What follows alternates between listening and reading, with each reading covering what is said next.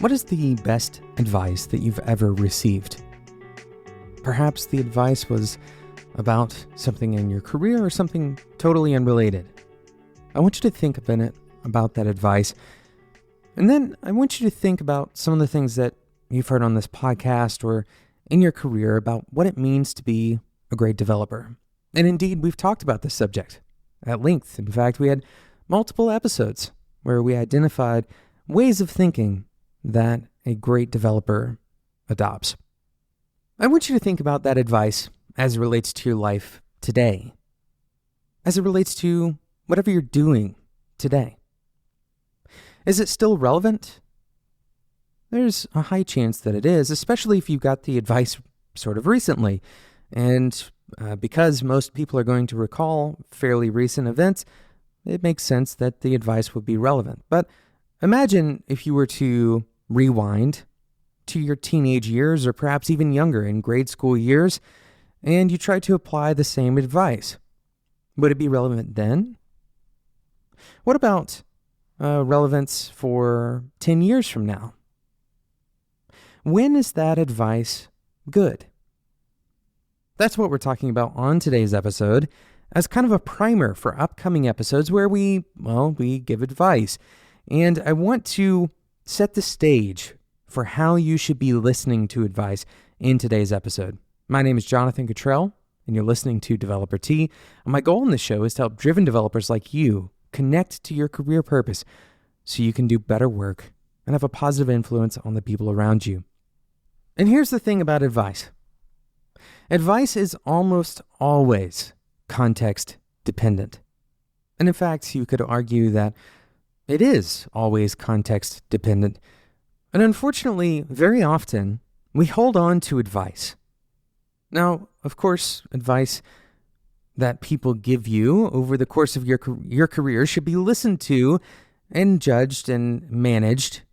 But how do you know when to let advice go? Well, let me use a different word because we're using the word advice a lot.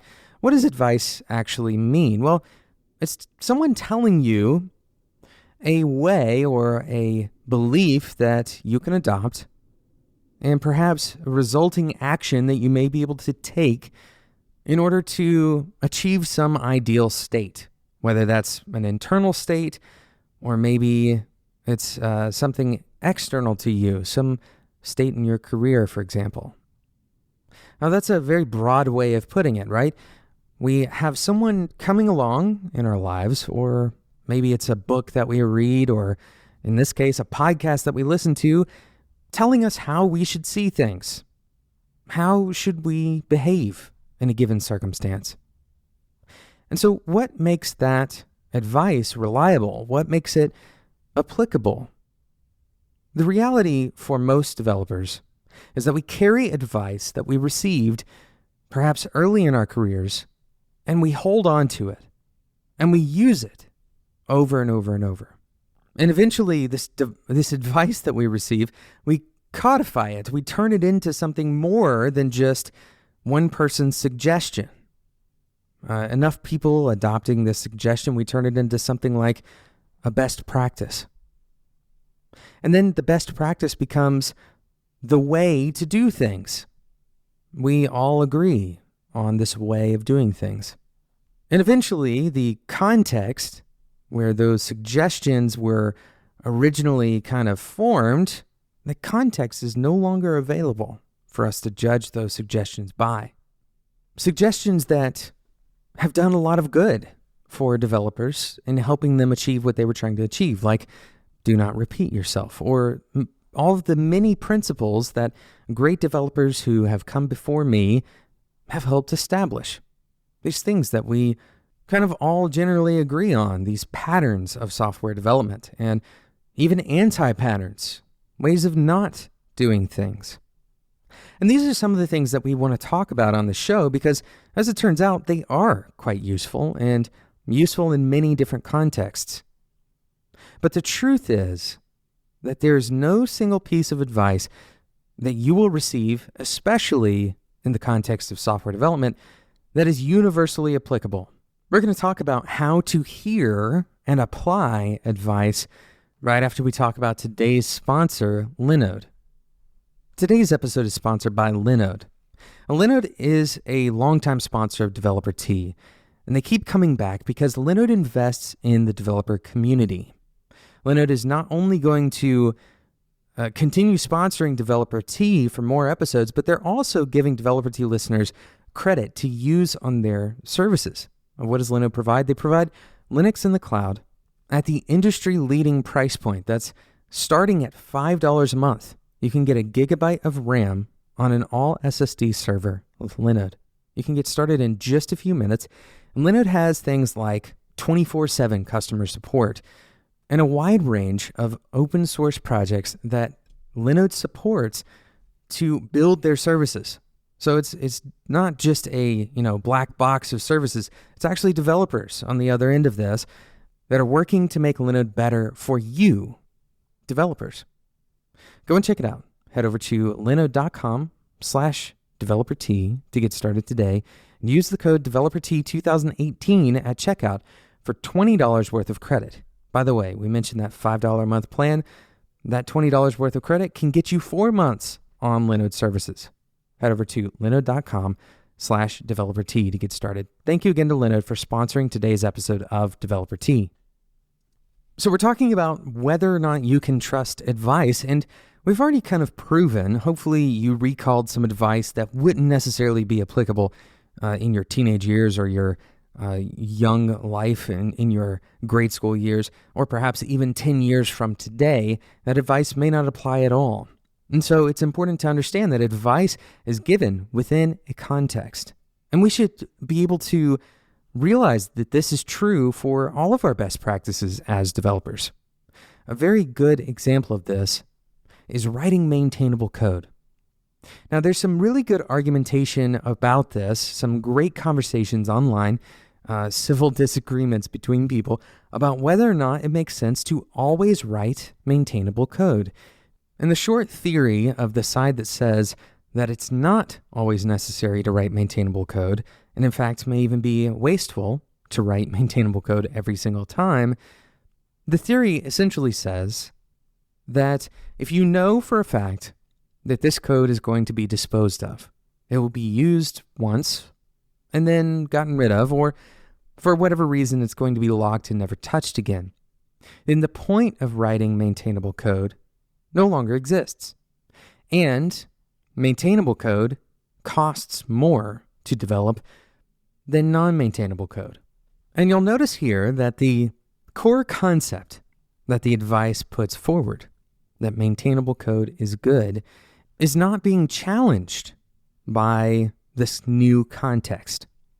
Maintainable code is good. However, in some contexts, it is also too expensive. In other words, maintainable code may still continue to be a good thing, but it's also not necessarily the best choice in this particular context. Now, naturally, our brains don't really like to think about our beliefs in this manner because it requires us to reevaluate what we believe is the right course of action. And so when we walk into a given project, we bring with us our experiences and therefore our assumptions about the world and about this project. And as we move forward into a project and we apply advice that we've received in the past, very often we do so through the lens of some assumption. One of these assumptions that I personally have experienced in the past was the assumption that the thing that I was making needed to be profitable.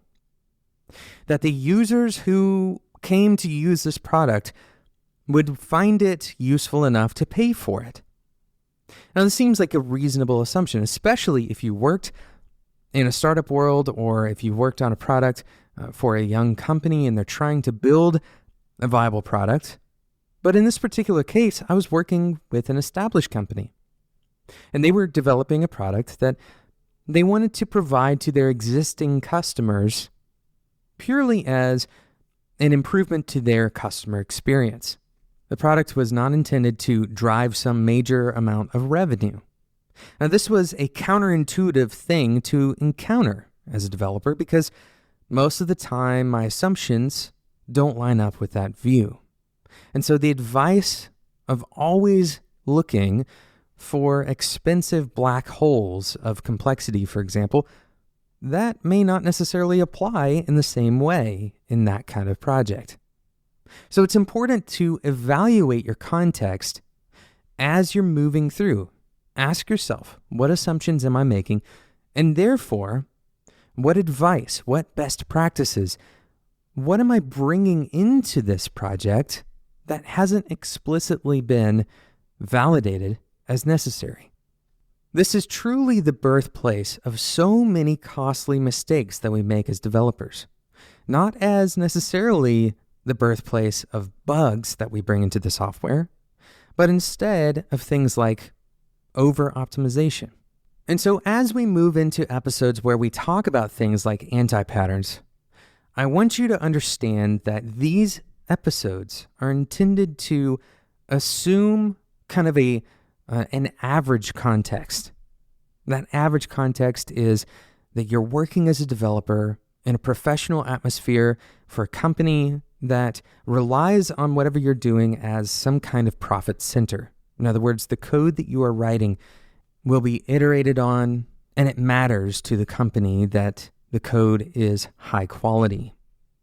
Now, this is a specific context. It's a very common context, but it's a specific context that some of the things that we may discuss, if we were not in that same context, they may not apply in the same way. But hopefully, as you'll see, there are some things that really apply quite broadly that we're going to discuss in these episodes. So a very simple takeaway, a piece of homework for today's episode. As you work today, identify maybe a list of 3 assumptions that you make. Don't necessarily have to change them. Don't necessarily have to do anything different. Just identify them as assumptions, things that somebody hasn't necessarily told you about that project, but that you went ahead and kind of filled in the blank. Thank you so much for listening to today's episode. Thank you again to Linode for sponsoring today's episode. With Linode, you can get an SSD server in the cloud for only $5 a month, and you're going to get $20 worth of credit just for being a Developer Tea listener. Head over to linode.com/developertea and use the code DeveloperT2018 at checkout. Thank you so much for listening, and until next time, enjoy your tea.